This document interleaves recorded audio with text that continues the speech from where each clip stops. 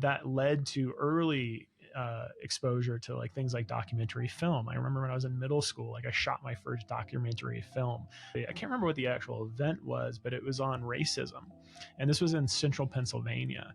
And I was interviewing kids in the library of our middle school talking about their experiences with race and othering. And I remember like having this, VHS tape deck camera and looking at people through the little viewfinder and having these conversations with folks and realizing that through powerful questions and by really holding space for somebody's story and narrative, it creates this sense of connection that you just don't get in normal everyday life. And I think for me, that was a bit of the aha moment. And ever since then, it was essentially like one thing after another leading me to opportunities to hold space and to cultivate listening. After I was no longer quite as awkward and quite as introverted as I was when I was a kid, then it kind of turned into this other thing where, I could hold space for people that were dealing with a difficult traumatic event. I could have a business meeting with somebody and really deeply understand like what their pain points were and what they were trying to solve for, so that me as a consultant, I could kind of wedge myself in there and offer some sort of a solution. Later on now as a coach and as a facilitator for mindfulness, obviously it helps quite a bit. But yeah, I think it was born out of almost a deficit of a sense of belonging and connection with others. And it was cultivated as a way to try to learn how to be with others and be in community with others. Hi, I'm Roger Kastner, and welcome to the What Do You Know to Be True podcast. In these conversations, I talk with ordinary people about their extraordinary talent, their superhero power, and the meaningful impact it has on others. The goal is not to try to emulate or hack our way to a new talent. Instead, the intention is to learn more about their experience with their superhero power, and in doing so, maybe we can learn something about the special talent in each of us that makes us unique. This conversation is with Nicholas Whitaker and his superhero power of the art of listening. Nicholas has years of experience as a coach in running meditation and mindfulness programs for a large technology company, as a documentary filmmaker, and now as a co-founder of a company that is attempting to create generative workspaces. Nicholas's mission is to help others alleviate their suffering, and he does this by helping them activate their authentic selves. He is using the superhero power that he learned very early on as a way to safely navigate his world. And now he's using that same superhero power to help thousands not just survive in their world, but to thrive in their world. If you're ready, let's dive in.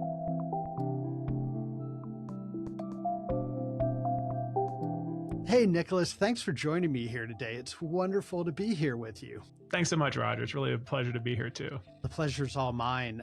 I know you to be and to do a lot of things, and some of those things we have in common. Like we're both coaches, like we both enjoy a good cold plunge, and we want to make the world a better place, and we're focusing and making that world a better place by making the workplace a better place for people. What is important for us to know about Nicholas Whitaker?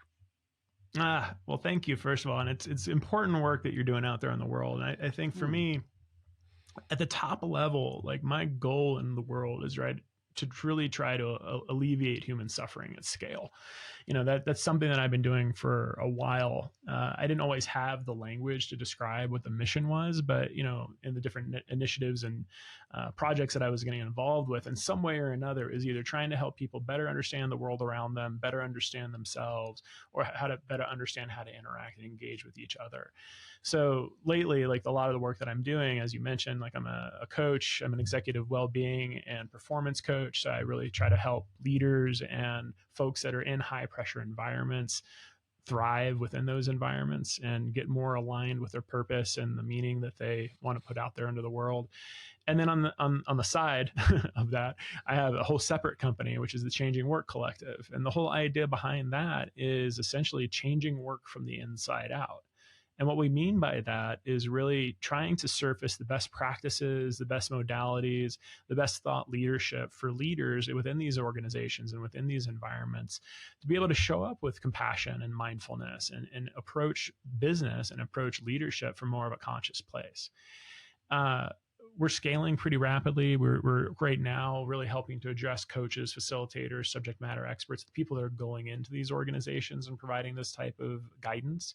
We're also working directly with leaders, and pretty soon we're going to be also helping employees that might be impacted by less than conscious teams and less than conscious leaders. But all of it, the whole endeavor behind that is this idea that things have changed in the last 50, 60 years, at least in the United States. Like religion, faith has basically been on the decline. Community organizations like Rotary clubs and other organizations like that have been on decline. There really isn't the same type of community effervescence that you would see in those types of environments the way we might have had in older generations. And what's replaced that is the culture of organizations and corporations and business. And a lot of this we hear, I came from the tech world, you hear this idea of like the culture being so paramount and so important, and belonging to the culture, belonging to this kind of more family style approach to things. And I think what we've noticed is that there's been some organizations that have done this really, really well. There's some leaders that have done this really powerfully, and there's a whole lot that haven't. And I think the net result of that is lack of engagement, lack of sense of connection. We have a loneliness epidemic here in the United States and in most Western cultures these days. I feel like there's this overall lack of belief in the future for a lot of people, and this fear of what we've created, what we've built here. So what we're trying to do is really try to create like a new way of approaching business and leadership that fosters connection and belonging and fosters psychological safety. So all those things that we want to occur, like innovation and creativity and productivity, can even have a fighting chance to occur in the first place. So your superhero power, and I love this, is the art of listening. And that phrase makes me think about that construct of art and science. Hmm. So I'd love to hear how you define art of listening. And if you have a way of talking about that separation of art and science when it comes to listening. Oh yeah, I love the question. Well, I don't know that there is a separation between the two. Mm. Like as with everything, art and science is intermixed. It's integral to the approach. If I think about listening as a superpower, to me, it's about presence. It's about arriving fully to this moment and being curious and present to what's actually happening.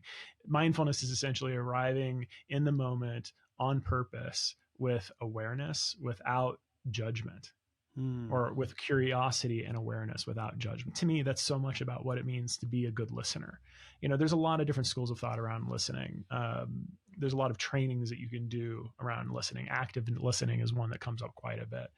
Nonviolent communication is another one that you can kind of take a look at for clues. But as somebody who's probably interviewed hundreds of people in documentaries that I've done over the years, what I learned was whatever questions that I have in my mind that I have queued up and ready to go are irrelevant. What's really most important is like, am I co-regulating with this person?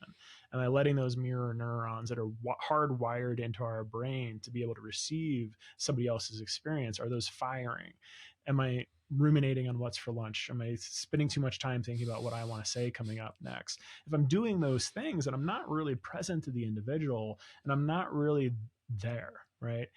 And I think that's where people really get tripped up quite a bit, is like they're maybe approaching listening from an extractive standpoint. Actually, just to go back to what we were talking about before, they're trying to pull out the nuggets of information that will help prove their point or help give them the opportunity to ask that next question. What they're not really doing is trying to connect with people on like a fundamental and deep level. And I think, to me, it's like, if you're going to spend an hour of your life with somebody, or if you're going to spend any amount of time with somebody, why would you want to do that in a half-assed way? Like, why would you want to do that in a way that has an agenda? It kind of defeats the entire purpose of connecting with people in the first place. You might as well just talk to yourself in the mirror or record yourself. So for me, like, listening is really about connecting. And connecting is really about vulnerability and being open to other people's experiences so that you can be more in accord with your own experience. Mm. I think the younger Roger would have heard that with the idea of trying to figure out how to argue against that. Whereas maybe the more recent Roger is regretting the years I wasn't thinking that way. That this isn't, you're not, people talk about sometimes you listen when you're really just waiting to talk, I think I've spent a lot of time listening with the idea of coming up with, okay, how do I land my argument? How Mm-hmm. do I convince this person to agree with my point of view, and not how do I connect with this person?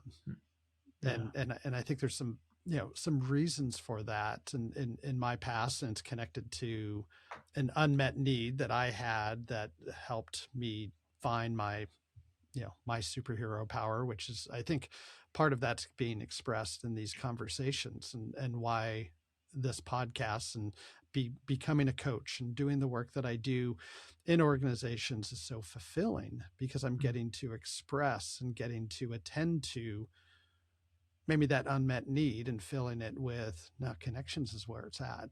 That's where the good stuff is, and being present in that moment and not trying to convince people of something, but trying to understand where they're at.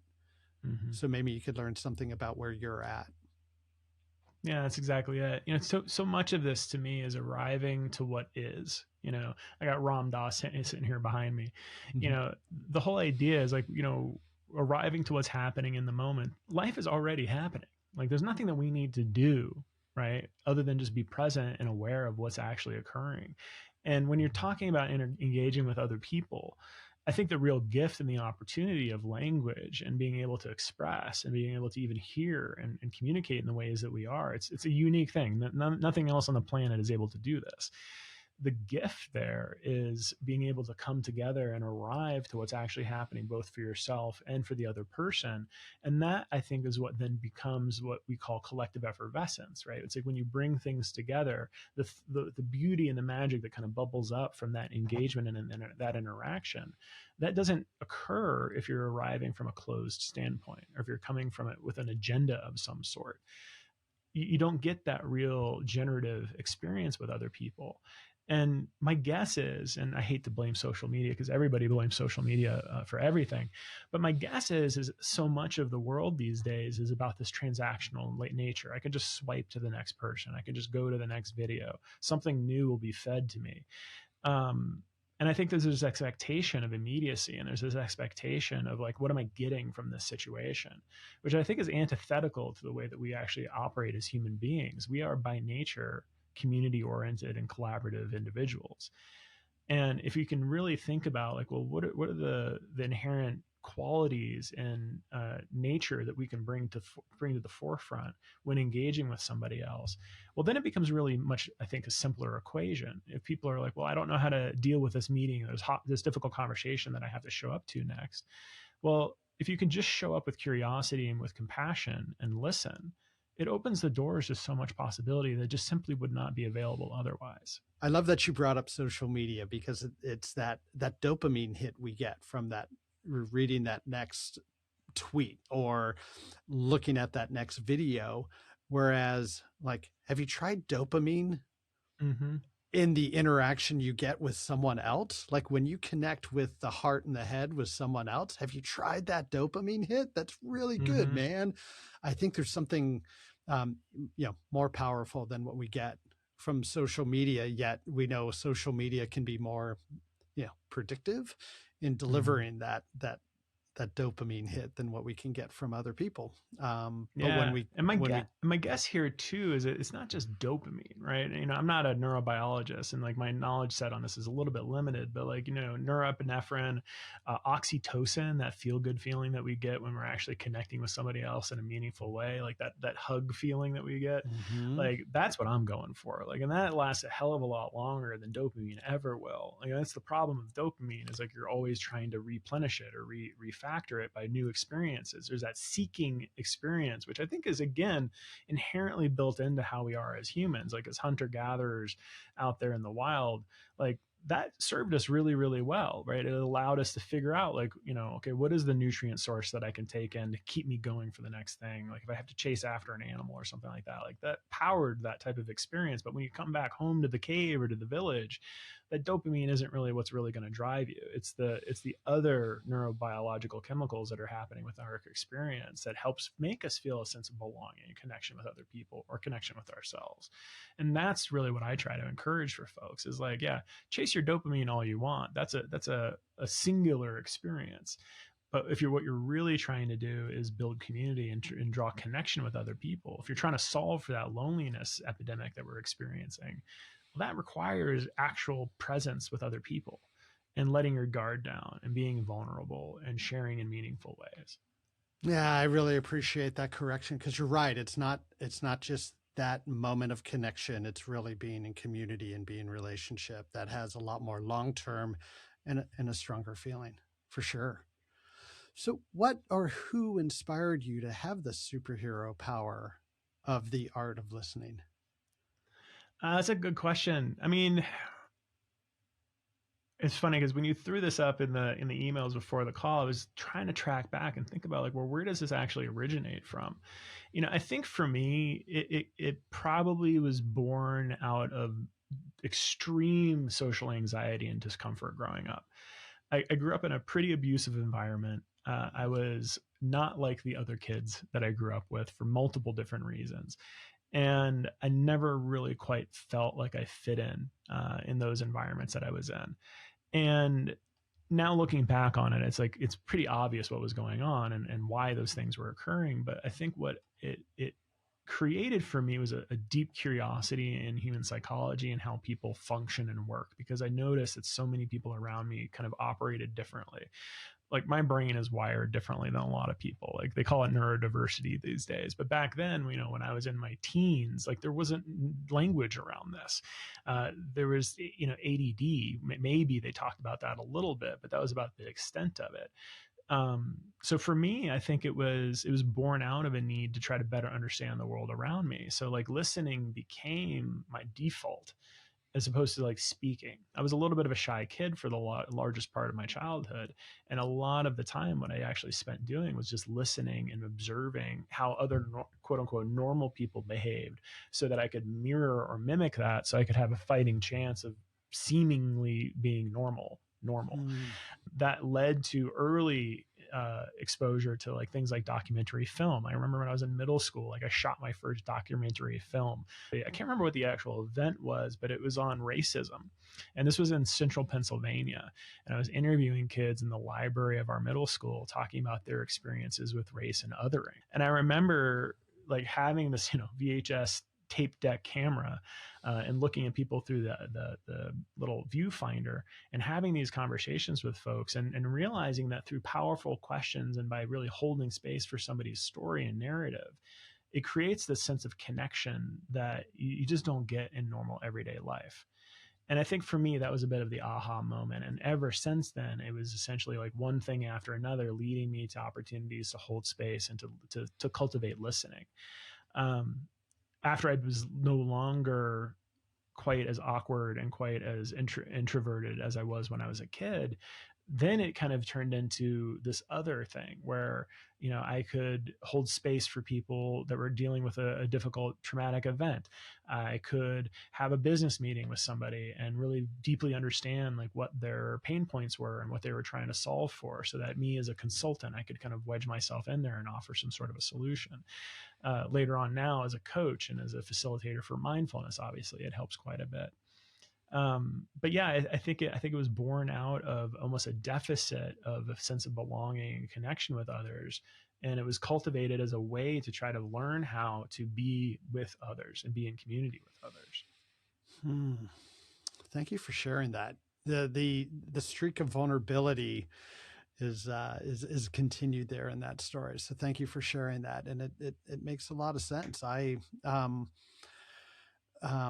in thinking about my own path and my own experience with not feeling worthy, I for me it was a different direction. Like I was trying to get attention, and Mm-hmm. so I would do things that would get me attention. Um, but that was probably because I was not getting the attention that I wanted. Whereas I could see in your situation, you might not want that attention that was going to be coming at you if Yeah, you've talked more than you listened. Yeah. that's Mm. exactly right. Yeah, and Thank I you. learned early on that it was much safer to be quiet and to ask questions and to offer ideas or to offer suggestions. Now, obviously, as I got older, I realized that there's an immense amount of value in being able to express yourself fully and completely. But, from those early fundamental stages, I think that's really what cultivated that superpower that then kind of attached to this hypervigilance that was not great, but I think has also served me pretty well as I've gotten older. It was designed at that time to kind of keep me safe and always kind of looking out for warning signals or like gestures or different tells that somebody might have that might indicate danger or lack of safety, or to try to read between the lines of what somebody was saying, because a lot of times the messages that I was getting were quite mixed in my household. But as I got older, I was able to really utilize that and hone that and almost cultivate more of an intuition around, like, well, what's the opportunity to ask the powerful question? What's the opportunity to like encourage somebody to share in a meaningful way, to really get at the bottom of what's going on for somebody? So, in case you were happen to be talking to someone who probably talked more than they listened and have those, certain muscles that are well developed and need to develop other muscles, maybe named Roger. Um, do you have a framework or a process that you follow when you're using your superhero power of the art of listening? That's a good question. Probably, though. I think it's more intuitive at this point. I think it does go back to this idea of arriving with curiosity and compassion. Both for myself and the other person. So much of what I'm doing, even in this call right now, not being self-aware in the sense of like, oh, let me be careful about what I say, or let me like be careful to frame this in just a certain way, but just noticing what's happening in my experience in the moment. So like as I'm sitting here right now, I notice that I'm actually feeling pretty relaxed. The heart rate isn't racing like it normally would be if I was trying to be a certain way. um, I feel like I've been able to cultivate this process of just grounding and arriving to what is first before then sharing or engaging with somebody else. For other people that maybe don't have that process, I think, at first, before you even get into the conversation, having an intention for how you want to be, not what you want to get out of that conversation necessarily, but how you want to be, I think is really important. I ran into this actually just yesterday. I had a very difficult conversation with a colleague, and I even started the conversation by saying, I have no agenda. I have not made a decision on anything. I'm arriving here with curiosity and compassion, and I just want to create a space where we can explore what comes next. And I think setting that intention, being really clear about, what is important and what would success look like in this experience together, I think is a great place for somebody to start. And even just speaking that out loud, I think can disarm somebody and can create a little bit more of a connection, because the person on the other end of that conversation is likely having an idea of like, well, what's this conversation going to be? Am I in trouble? Like, what's the repercussions that are going to happen after this conversation? So if you can arrive to that conversation with a sense of curiosity and compassion and vulnerability, it just allows everybody to kind of get on the same page a lot quicker. From there, I think I am always looking at the impulses that I have to try to fix or to solve or to offer wisdom of some sort. And I think through my coach training that I've done over the years, what I've learned is that holding space is way more valuable than asking questions or offering advice. And as a fully admitted man in America, like the way I was trained was to fix things. We're out there to try to solve problems. And I've learned from my wife and from other people in my life that really the more important thing is to allow people to be heard, not to try to fix their problems. So if you can start there of like, have I given somebody the space to be heard? Have I really truly heard what they're saying? And can I reflect that back to them in a way that resonates with them? That's going to go a lot farther than any bits of wisdom or any advice that you're going to be able to give somebody. So that would be another principle that I would really root on. And then I think the other piece to it, I think, is compassion, both for yourself and for other people. Like I say random stuff all the time that I wish I didn't say, and like offering myself compassion in that moment and understanding that, like, okay, there was probably something internally that wasn't really being addressed that drove me to say that thing. Or maybe I didn't pause long enough just to like gather my thoughts so that I can express myself and articulate myself in the way that I really would like to. I mean, that's easier said than done. That takes a lot of practice, and I think that itself is a superpower of just being able to pause, as Viktor Frankl is often misquoted as saying. It's that gap between stimulus and response is where we find our freedom. So really trying to expand that gap a little bit, not just for yourself but for other people, so that you can have the ability to be free in that moment, I think is like a really fundamental part of what I would consider to be a superpower around listening. Thank you for sharing those steps. There's so much goodness there. This idea of stating intent reminds me of the Stephen M.R. Covey book called The Speed of Trust, where he Mm-hmm. breaks out the four elements of trust, of intent, integrity, competence, or I'm sorry, capabilities and results. And Mm-hmm. everyone can see your integrity. They can see your capabilities. They can see the results, but they can never see intent. Mm-hmm. And yet intent is the thing that gets us sideways so often in these conversations when we're assuming intent.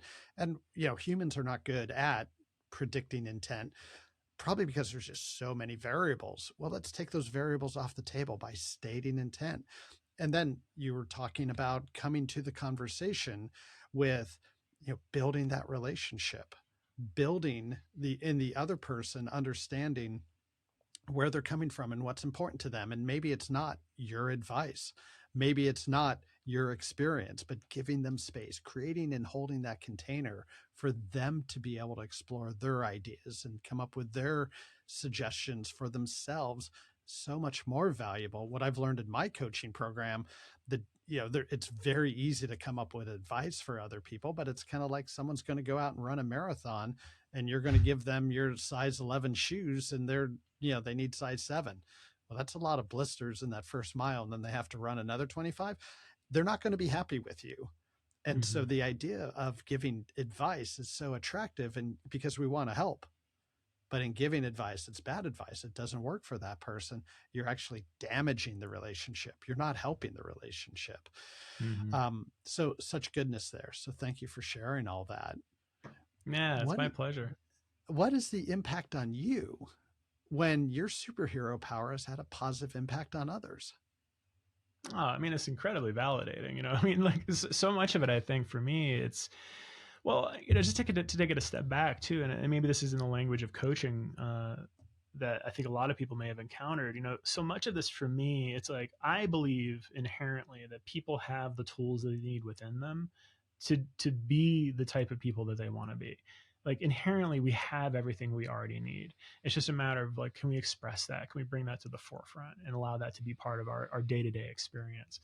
So for me, in a coaching relationship or in an interview or just even in a casual conversation, my goal is not to like imbue that person with my wisdom. It's to learn their wisdom, right? It's to pull it out of them in some way.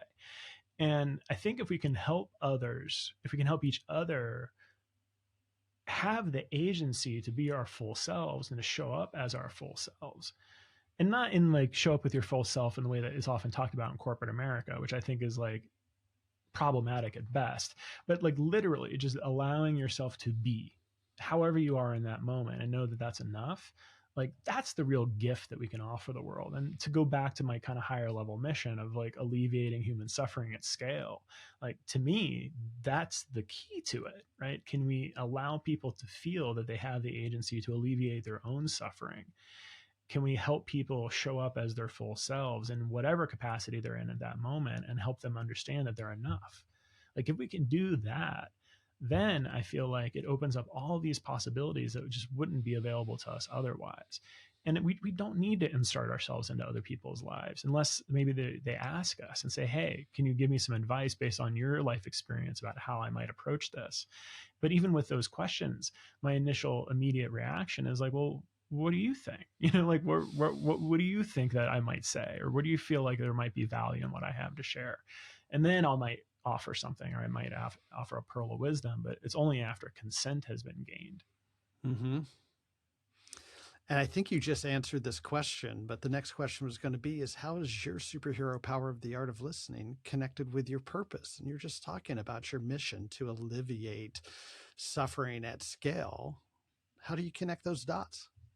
Yeah. Well, I mean, to me, they're intrinsic, right? I Mm-hmm. think that being present to the experience of others is a critical component to being able to even get close to helping alleviate suffering for other people.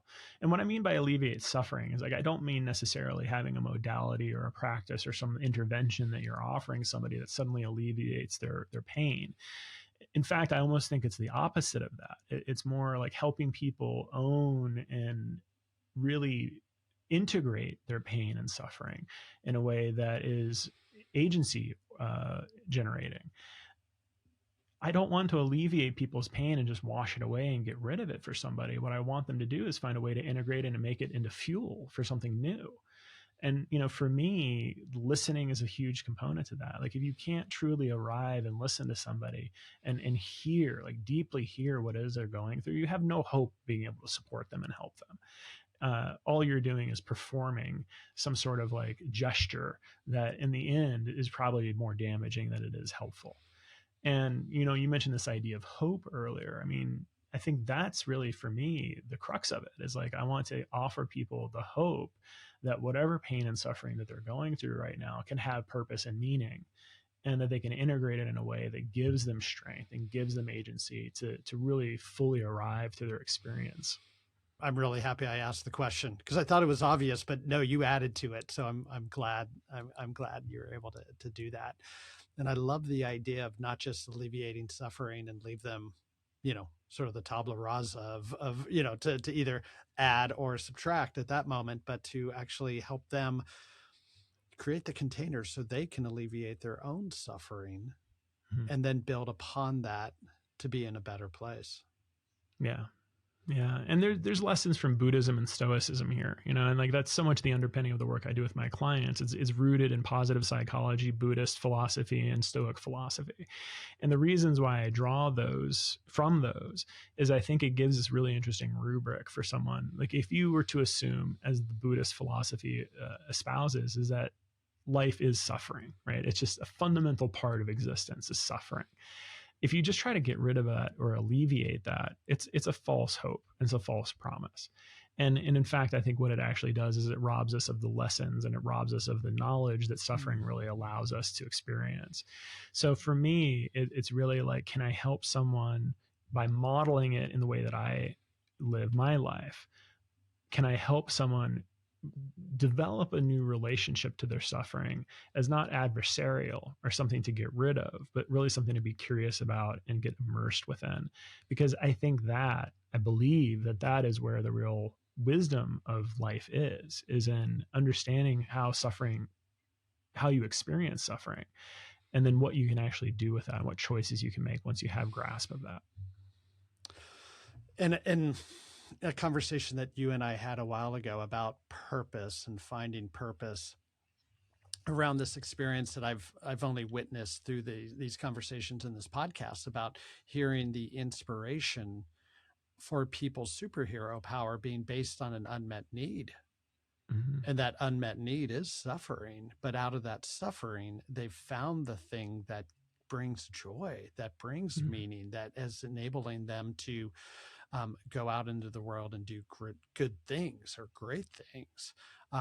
It's following that path you were just talking about making meaning of suffering in order um, to live a more fulfilled life. Yeah, spot on. And it's interesting, often we hear this idea of like finding our purpose. And as almost as if purpose is an end destination or a goal to get to. And I actually think that that's a misnomer.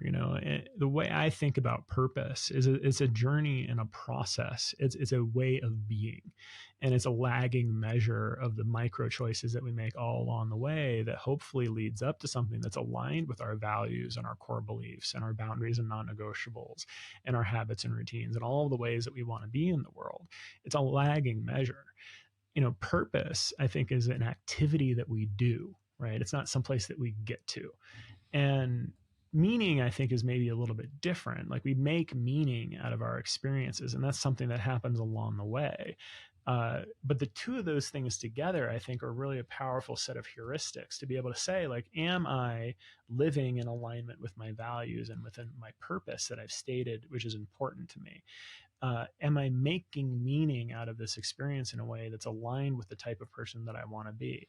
If you can say yes to those things, then I think you have a lot of strength and a lot of power and agency. If the answer is no, then the chances are is you're probably making decisions that are contrary to like the way your essence and your actual core being needs. And basically, I think what you end up doing is you end up creating this environment where your needs are never really going to be able to get met. And I think that schism is, maybe what's called moral injury in a lot of ways. The difference between the stated needs and the actual ability to have those needs met. I think that's what causes a lot of pain for people. Hmm. And a lot of times when you just talk about it, from a standpoint of suffering, for example, the tendency, and this is just hardwired into the way that we are as humans, is to avoid suffering and avoid pain or grasping on to pleasure. And when I talk to people, just kind of bring it back to like the layoff conversation, when I talk to people who have been laid off, who are struggling, typically what it is like they have not been able to release the image and the vision of the way things were supposed to be. And they haven't really been able to fully integrate into their experience the pain and the discomfort of change. And what I'll often talk to people about is like, what is the story that you're telling yourself about the way things are supposed to be in this moment? Are you telling yourself a story that you're supposed to be suffering? Are you telling yourself a story that, you're never going to have it better than this? Are you telling yourself a story that you've done something wrong and there's maybe a guilt or a shame involved? You're being punished for a reason. I feel like these are really, really important questions for people to grapple with.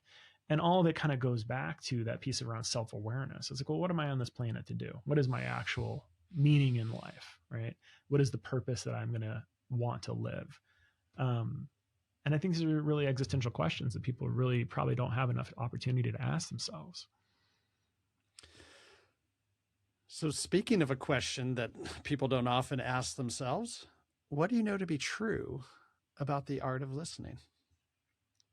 Well, I know to be sure that it is an iterative process, and it's not something that I feel like you can ever quite nail as a skill set. I think it's an iterative process, particularly because you're involving other human beings and other people. It requires calibration and it requires a different awareness of both yourself and other people in order for it to really be effective. Um, I also know that it's something that you can turn on yourself in a positive way.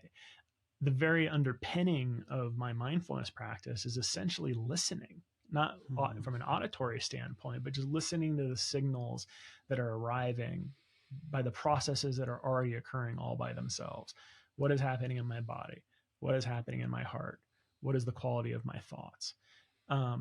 From that place of awareness and that place of listening, then you have agency to be able to make choices.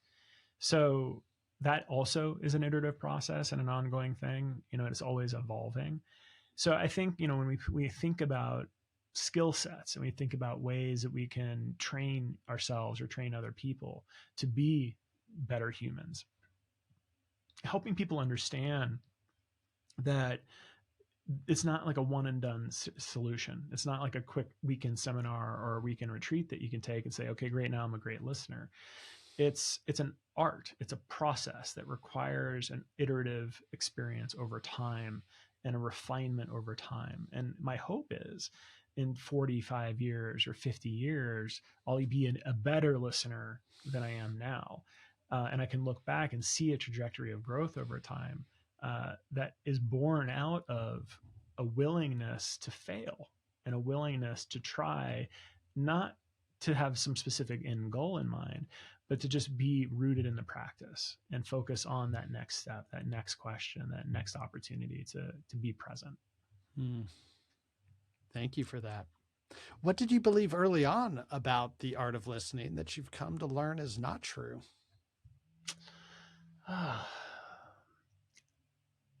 I think early on, I was naive in assuming that the first thing that somebody says is actually what they mean. I probably had a bit of a blindness to taking things at face value. And this is something that for my entire life I struggled with was maybe it's a little autism, maybe it's a little bit of like neurospiciness that's involved here. I think it actually was born out of trauma, quite frankly. Like trauma, the overlap of trauma and neurodiversity and things like ADHD, the Venn diagram of that is really murky. And a lot of times things are misdiagnosed as being one thing or another. But like in hindsight now, looking back, it's like I realize so much of my experience up until say like my mid 20s was about self-protection, about not being too public or too visible, keeping myself small. And I was not really great at reading someone's expression or somebody's like demeanor, and knowing that what I was receiving as a signal was like accurate. There was a lot of mistrust there, and there was a lot of just like ambiguity around like the way somebody would say something or the way somebody would do something. And like the question that would always come up for me when somebody would say something is like, well, what do you really mean? And I think that actually made it really useful as a documentarian, because a lot of times I would not settle for an original question. I would ask multiple questions as a follow up after that. But on early days, I think what a lot of times that would happen is like somebody would say something or do something, I would take it at face value, and then I would find myself caught in like a bad situation, because I wasn't being curious enough to what was really going on underneath there, and I wasn't really attuning myself to what that person's experience was, out of a sense of othering and out of a sense of fear. So over time, as I got older, I think what I came to realize was that listening is a process. It's not just about asking a question and then getting a response back and being like, okay, great, I got what I needed out of that. It's a process of calibrating how you receive that question, what comes up for you when you receive that particular response, um, hearing what somebody is saying and asking the hard questions underneath that of like, well, what's actually driving that? Or what is it that you're really saying there? Or what is it you're trying to express that you haven't been able to express yet? And I think it's a deepening of the experience and a deepening of the process that maybe I came to later on in life, um, that that probably rubs up against my earlier impression of like what it means to really listen. I think I was listening previously to find clues about um, whether it's safe or not. And I think as I got older, I let go of this idea of safety altogether. And I think that that sense of vulnerability actually gives you a lot more safety than maybe other ways of being. And being able to be vulnerable and to relate to other people and to continue asking questions, even if they're maybe uncomfortable, I think opens up vulnerability in other people and allows you to connect in much more deep and meaningful ways than you were if you were just to take those original responses at face value. I love the amount of clarity you have around that answer and how deeply resonant that response is to that question. You've done work in this space. It's really clear. Yeah, I've done a little bit. Yeah.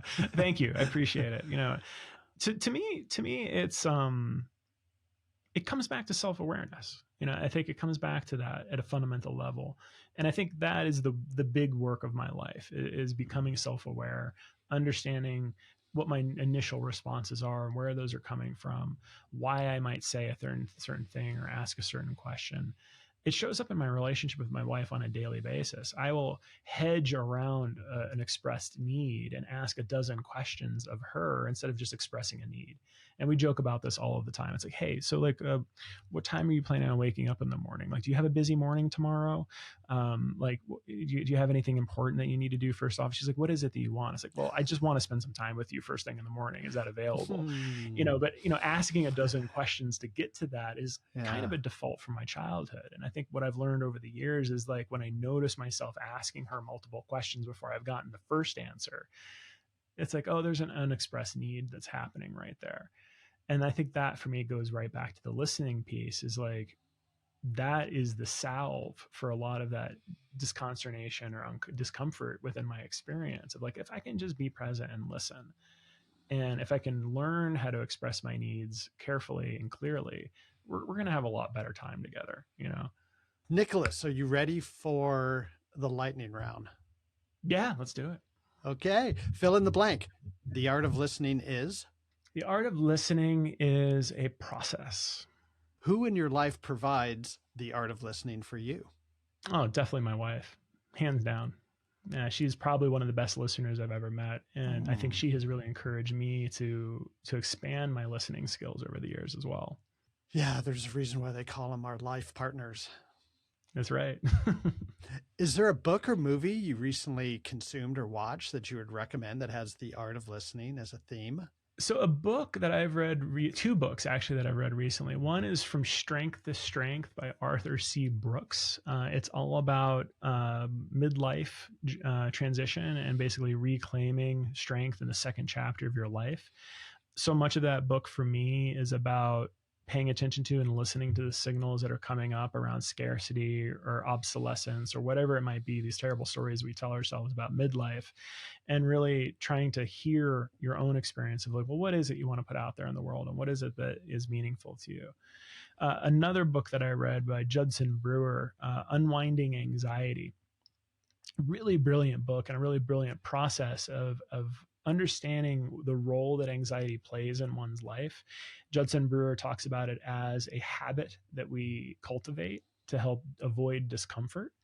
And part of the process that he talks about is understanding the trigger, the behavior, and the reward of your habit loop or your anxiety loop, and understanding and listening to the signals at the early stage can hopefully allow you to avoid these habit loops and these experiences and really integrate in a more meaningful way. They're not directly about listening per se, but I think like the Mm-hmm. themes there are pretty resonant. Well, I think it goes back to being able to to listen to yourself. That's right. That's how That's that right. connects. What is one thing that gets in your way of your superhero power? Oh, the fix it mindset, for sure. I mean, that's still very much alive in me. I want to help. I'm a helper. Another photo that I got behind me is Mr. Rogers. Like, and one of his big sayings in life is always look for the helpers. And I always really loved that. Like, he was a real touchstone for me growing up as a child, and really it was like a surrogate father figure for me in a lot of ways. The default for me is like wanting to desperately resolve somebody else's suffering. And oftentimes the impulse for me is to do that for them, as opposed to like trying to help them find the agency and find the resourcefulness within themselves in order to be able to do that. The ironic thing is that now I'm a coach, and the whole underpinning of the coaching methodology is exactly to help resource other people as opposed to trying to solve their problems. So I get to practice it on a daily basis, luckily. That's awesome. What word or phrase describes what the art of listening feels like when it's had a positive impact? Nourishing, I think, is the word that comes up for me. When I have successfully held a container and been able to connect with people in a meaningful way, and to really allow them to be vulnerable and to open themselves up in a way that they might not have been able to otherwise, to me, that nourishes my soul. It gives me permission to be vulnerable as well. And it kind of validates all the work that I do.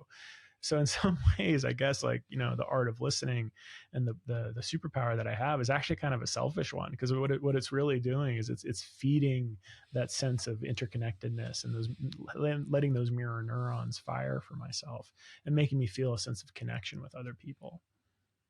And as we were talking earlier about this connection between unmet need, a talent that attends to that need, and then that well-developed talent having some mastery around that talent and doing it for others.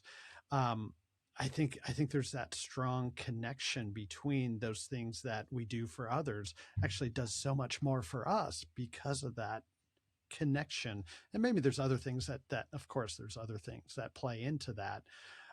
But I think a lot of these, I sort of question whether there truly are extrinsic motivations, or is everything intrinsic?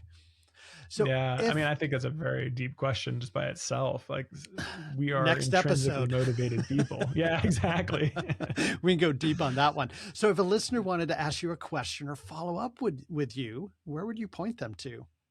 Yeah, well, first of all, thank you so much. You can find me online relatively easy, nicholaswhitaker.com. I have a mailing list and a newsletter that I send out semi regularly. I'm trying to get it up to a monthly newsletter, but don't hold me to that. So nicholaswhitaker.com. You can also find me on LinkedIn. I practically live on LinkedIn. So feel free to follow me there, DM me, let me know if anything really resonated with you. And then, my startup, Changing Work, you can find us at changingwork.org if you're interested in conscious business and conscious leadership and want to help change work from the inside out, as we've been talking about all day today. Check us out there. You get a 30-day free membership by joining, and you can use the coupon code podcast40 in order to get a discount of an extra 2 months off of your membership if you join.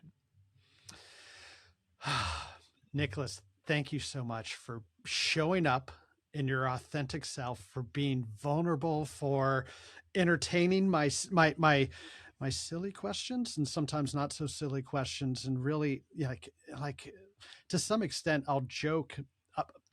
In my coaching program, people will suggest that I use these episodes as some of my coaching hours. And my first response is, well, I'm not coaching the other person. What I'm not realizing is, no, I'm getting coached because I am learning through these conversations, and they mean so much to me. They're so valuable. And today was not an exception. Thank you very much for everything you taught me today. And I really appreciate your time, your vulnerability, and you sharing your superhero power of the art of listening. It's my pleasure. Thank you so much, Roger. And thanks for even just creating the container for these conversations to happen. It's so important. My pleasure. Okay. Take care. Bye-bye. Thanks so much. Be good. Okay. Nicholas is quite the role model for vulnerability and authenticity online. And I so appreciate him bringing those qualities to this conversation today. I love the clarity and conviction behind his thoughts, and I'm grateful for his experience and what I learned from talking with him today. Reflecting on this conversation, the question I'm asking myself now is, how can I be better at developing the routine of coming into conversations with an intention to enhance and enrich the relationship? I'm curious to see how the outcomes of the conversations will be different. If you like this episode, please forward it on to a friend who you think would enjoy it. What Do You Know to Be True is a Three Blue Pens production, and I'm your host, Roger Kastner. We're recording on the ancestral lands of the Duwamish and Suquamish people. To discover the ancestral lands of the indigenous people whose land you may be on, you can go to native-lands.ca. Okay, be well, my friends. And I'm sure you found in your documentary days, when you are recording an interview and then you tell the person the interview's over, you keep the film running. Always. Because the next thing is going to be that gem. That's exactly right. Yeah, I have gotten into a really big habit of recording before we start and continuing to roll after we officially quit. Because you're right. I think like the armor comes down, like the personification of like whatever you're trying to represent comes down, and I think that's where the truth tends to roll out. So yeah, I think that's a really beautiful practice. And I noticed the difference in me. Yeah. Like I will see myself as the host for the 45 minutes or whatnot of the conversation, and then as soon as I say it's done, then I'm back to like happy time Roger. And it's like, dude, why don't like some people like that Roger. Why don't you be that Roger all the time? Yeah, exactly. Yeah, it's funny when the red light's on, it has an impact on me as well.